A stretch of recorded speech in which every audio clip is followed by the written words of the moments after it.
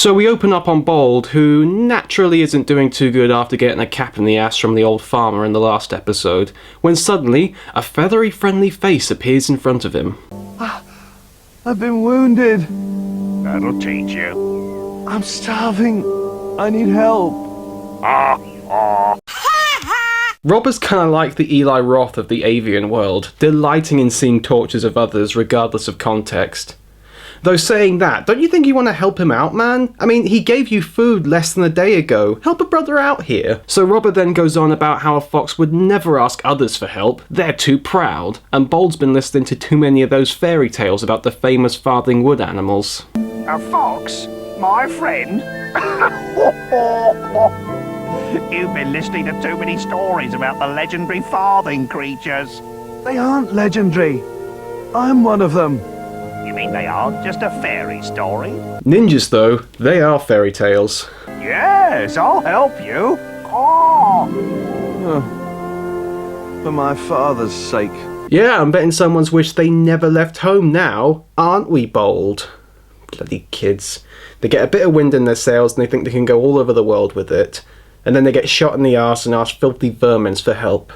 I say, look at the state a young fox is today.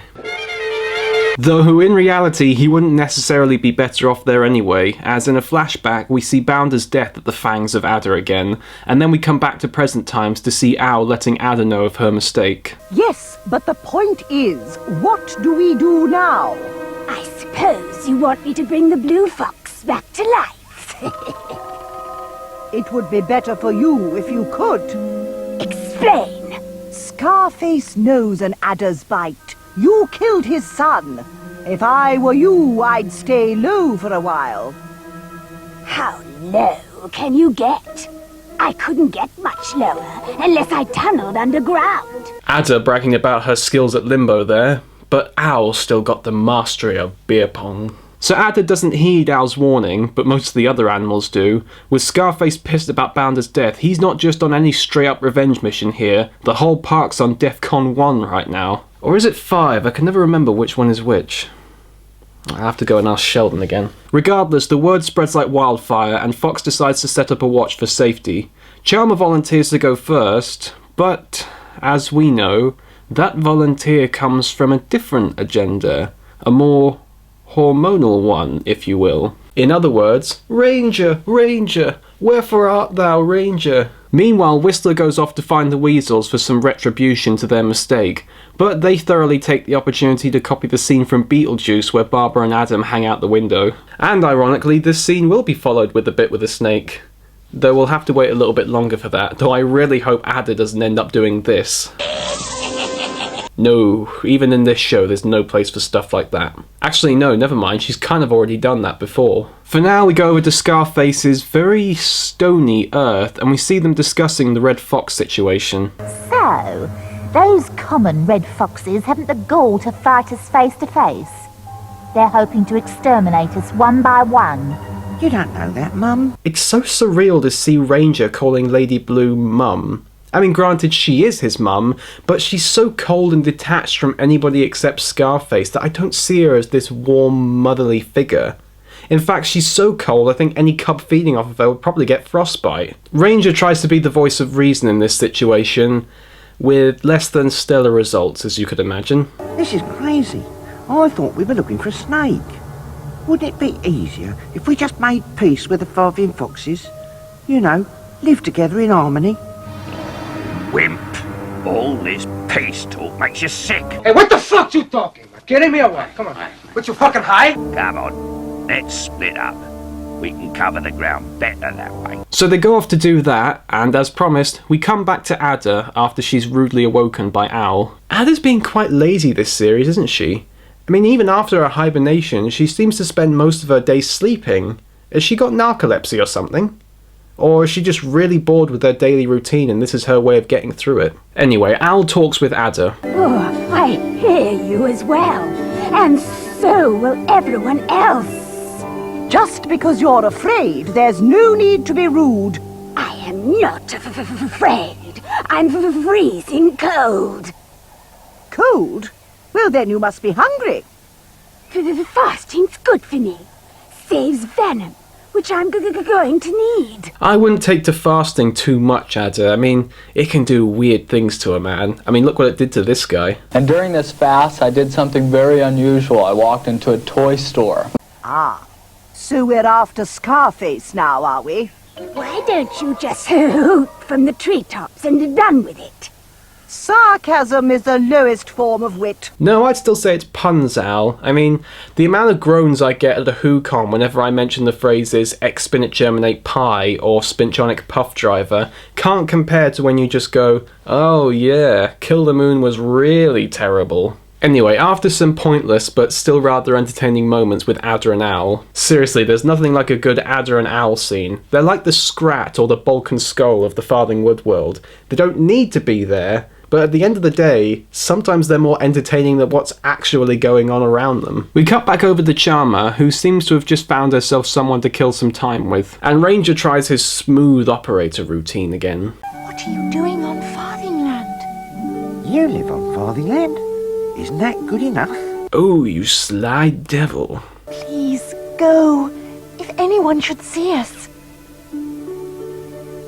Your brother Bold seemed friendly enough. Now there's an ironic sentence right there, considering that the last time you met him, he was in a circle going "Arr!" to him. But in that regard, and speaking of friendly, the character, not the personality, he shows up and, well, now it's time for a round of stuff that was in the books but they decide to change for some reason. Now since Bold left earlier than when he did in the books, they couldn't use him as the judgmental one looking down on Charmer and her relationship with Ranger, so they kind of switched his positions with friendly, in that in the books he acted more supportive towards the relationship, whereas now he acts more like the uptight one who judges them because of it. Now from a story standpoint, I can understand why they did this, considering that at this point Charmer has no other siblings left around her except for friendly at this point, and the whole purpose of this relationship is that Fox doesn't find out until later, so having him being the judgmental one would have thrown a wrench into the matters. So I can understand why they did it in that regard, but from a character perspective it really puts a dampener on the idea and purpose of Friendly's character, since his whole initiative is that he's supposed to be,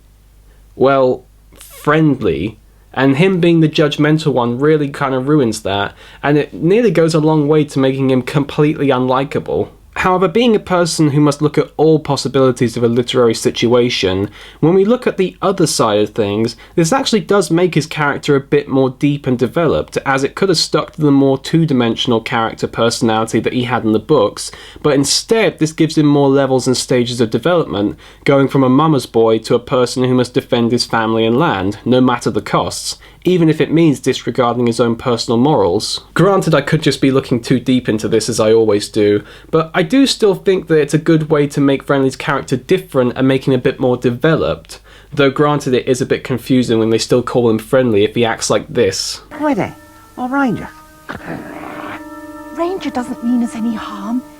He doesn't believe in the hatred between our two tribes any more than I do. You don't believe in it? Hey, leave her alone! So, this is how you guard your family. Ranger means no harm. He came in friendship.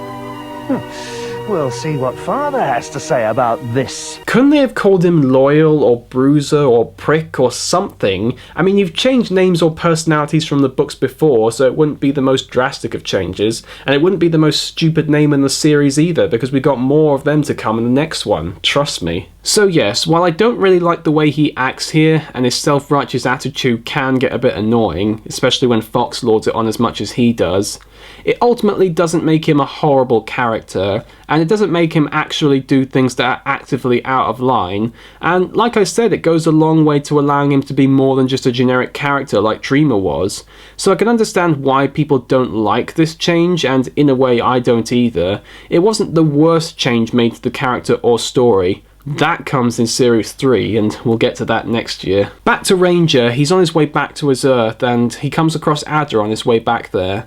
And, while he might not believe in the fight, she did kill his brother, so retribution must be obtained. In fact, it's basically this situation all over again. Hello, my name is Ranger. You killed my brother. Prepare to die. As plain as the nose on your face. Just lying there, in the sunshine. Basking in the sun? I can't believe she'd have the cheek. Not after what she did. Look, why don't you go after her? She's the one who got Bounder. You're quite sure you're not making this snake up, eh, Ranger? To keep me quiet, eh? Why should I? Because it sounds suspiciously like more of your peace talk to me. There's no point in making war over nothing. If Bounder's death had nothing to do with the Farthing Fox, then... Excuse me for butting in, but now I come to think of it, I believe there's an adder among the Farthing Wood Menagerie. Am I right? Now you come to mention it, nothing to do with the Farthing Fox. Ha! I just adore stirring it. What the hell just happened? Well, there was the peace talk, Scarface getting pissed. Well, that's not too odd, but then Blue jumps in and Scarface repeats what Ranger said, and then Blue breaks the fourth wall, and then Ranger still sound like Jonathan Ross, and then Scarface is muttering about vengeance and has the squiggle down his face and all that. Are they trying to imply that Ranger is one of them now, or that he knows something that he shouldn't? Or is this just part of their weekly tradition to mock art house writing? I mean, what the hell just happened here? Oh, whatever. After some comedy hijinks with the birds and the weasels that results in the weasels going on trial. Yes, remember the animals actually have trials round here, but at least with the last one we were given the luxury of the resolve being quick and coming at a convenience. We don't get that this time, though at least this time it's not until the next episode. Scarface then creeps over to Adder, and, well, for all the most vile, disturbing, and gruesome of death scenes in this show, none can compare to this upcoming scene that, while no actual death takes place, the act is so vicious that some versions of the episode actually don't show it. This is only trumped by the mice scene from the last series, and even then that mostly comes down to how that scene was more actually bloody than this one. So for those who think they can't actually handle this scene, I'm actually going to give you the option to skip it for once. So with that you can go to here and you'll be able to pick up from where I leave off from. But for those who think that they can handle seeing what is possibly one of the most gruesome scenes in a children's show, well, strap yourselves in, because we're going right in.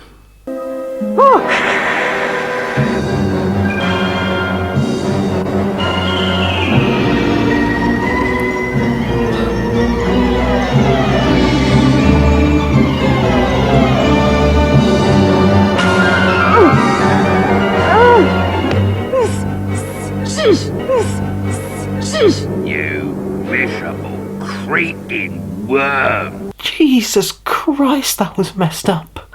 How the hell did the censors let that one get past them? Granted, Adder is a reptile, so it will grow back, but that doesn't explain how she isn't bleeding to death from losing the tail alone, which is a sentence I never thought I'd say in relation to a kids' show.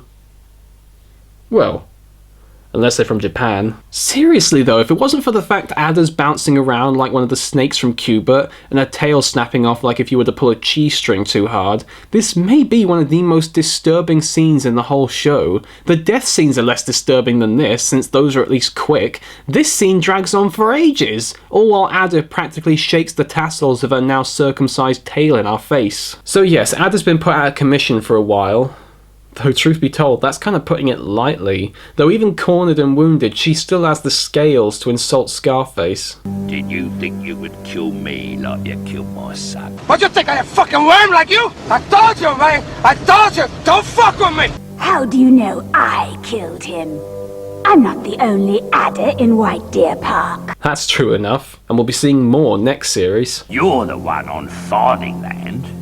But your son didn't die on Farthing Land. See? Doesn't mean a thing. And you'll have a long wait if you're waiting for me.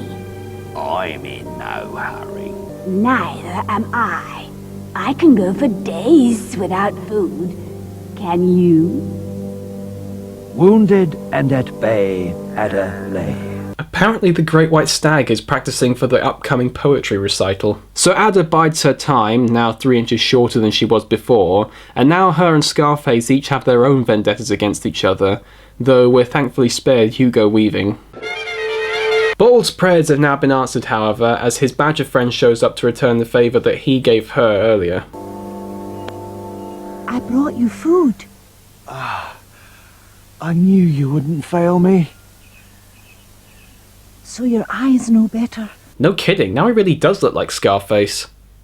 In fact, maybe this is all actually some sort of Europa situation where Bold somehow gets transported back from before he was born, but he gets turned blue, but he still hates Fox because he had that grudge in him when he left the park. Or maybe Scarface is actually some sort of version of Bold from a parallel dimension, and this is all some sort of giant Arthur C. Clarke style story about some sort of animal version of Asgard, where the situations keep repeating themselves from the creation until Ragnarok, and they all keep going and going until everything gets destroyed, and it's all told from the perspective of woodland creatures!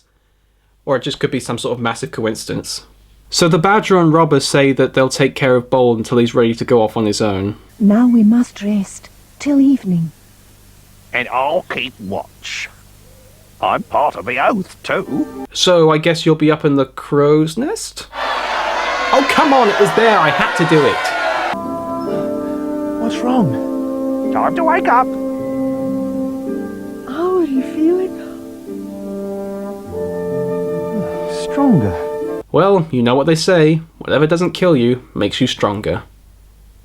Except for the song that's called that. If I have to hear that fucking song again, I'm gonna kill myself. Good. I'll get more food. Stay where you are. I'll be back by nightfall. Like a shadow. Back at night. Shadow. Nice name, that. No, I'm not kidding. That's actually her name. Oh, you want proof? I'm Shadow. You see? I mean, I don't know whether that's a really stupid or awesome name. I mean, it does kind of make sense with her fur colour. It certainly makes more sense for her than a bloody hedgehog. But in all seriousness, though, it's getting really weird with these names now. I mean, it's almost like an anime with the way they name them after random things. I mean, if I actually did that, if I named characters in a story that I wrote over things I saw every day, I'd be naming most of them after medication, for crying out loud. You know, like the hero will be known as the mighty paracetamol, the emotional support will be known as Prozac, and the villain will be known as the mighty placebo. But now I'm just rambling. But Bold, being the headstrong twit that he is, thinks that he can go off on his own already. I hate being dependent. Thank your lucky stars. I do. You both saved my life. But I'm stronger now, and Stronger now? What are you thinking of?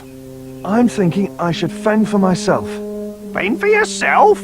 You wouldn't last a day. I agree with the animal who makes a living by shitting on people's heads. You go out there now, and you're as doomed as a virgin on a date with Rod Stewart. But Bold heads off anyway, and Shadow is naturally confused on where he's gone off to.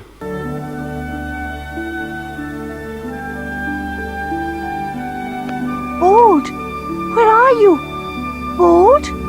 Bold! He's gone. Gone. Got a mind of his own, that one. No courtesy in these woods, I'm telling you. He can't even be asked to say thanks to her. One lazy afternoon is not the end of the world, Bold. Though it can for some people. So after a failed attempt to hunt down Vol's character model with a colour palette swap, and a rather obnoxious one at that, as in more obnoxious than Vol already was, Shadow then manages to catch up with him. I was worried about you. I can manage now. How? You didn't catch that vole. Don't worry. My sights are set on bigger things. But the dog. And the humans. A human crippled me. A human shall feed me. That's one hell of an optimistic philosophy. That's like saying, someone stabbed me, so now he's going to pay for my medical bills, and also wash the blood off my trousers. I have to do it my own way, Shadow.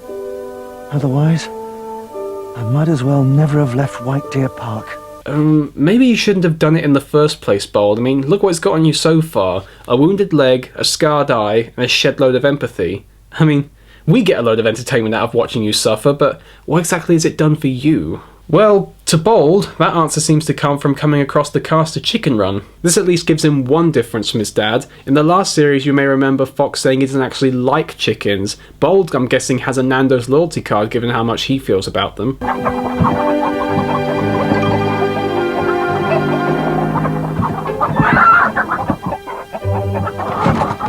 Ah! A fox! Quick! Attack it with our unborn babies! Wait a minute. That's a Yoshi's method of self-defense.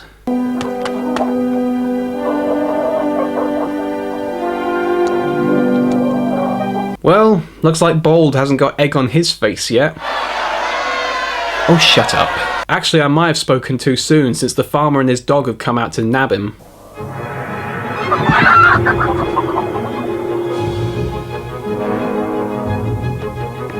Okay, is it a rule in this series that every farmer owns a shotgun? I hope they have licenses for them. I does for this. Does for this, huh? He does for this one. What do you mean by this one? Come on, boy, after him, after him.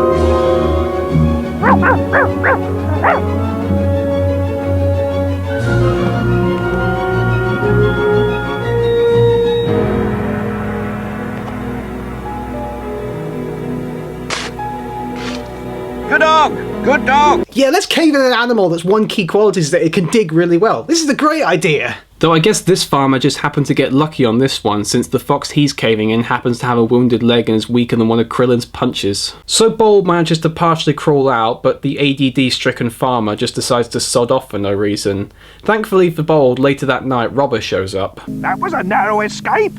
Thank your lucky stars. Looks like I've caught my last chicken. What next? Next? You tell me.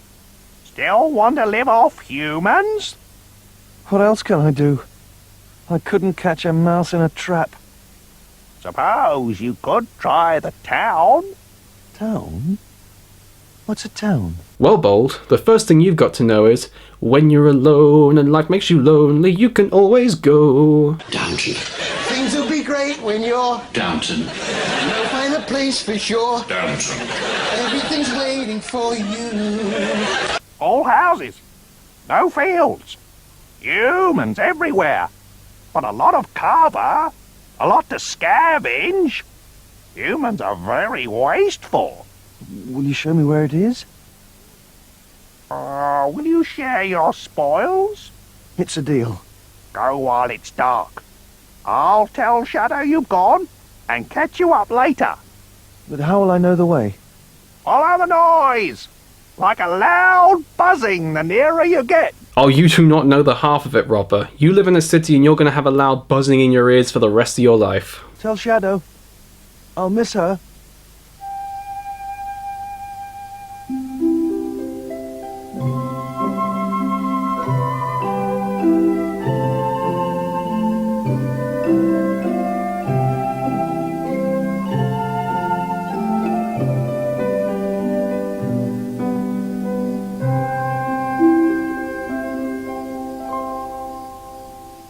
So what to make of this episode? Well, I will say that I feel that this is one of the few episodes of this series that kind of counts as a filler episode. You know, one of those episodes that doesn't really progress the main story that much and doesn't add that much on top of it, like a Deathly Calm from the last series. But even then, that's by no means a bad thing. Having characters be more relaxed and just expressing elements about their current position and just allowing them to be themselves allows us to know them a little better and show why these characters are likeable. Though even with that, this episode wasn't without its moments that did actually progress the story a little bit, including one that I doubt any of us are going to forget soon: the increasing tension of the field war, almost literally, between Fox and Scarface, and emphasising how much deep shit Bold is in. Overall, an enjoyable little episode to tide us over in the meantime, but if Bold thinks he's had hard times now, he's got nothing compared to what will happen to him in the city. And this all comes down to the one character he meets in there. And who is that, you might be wondering?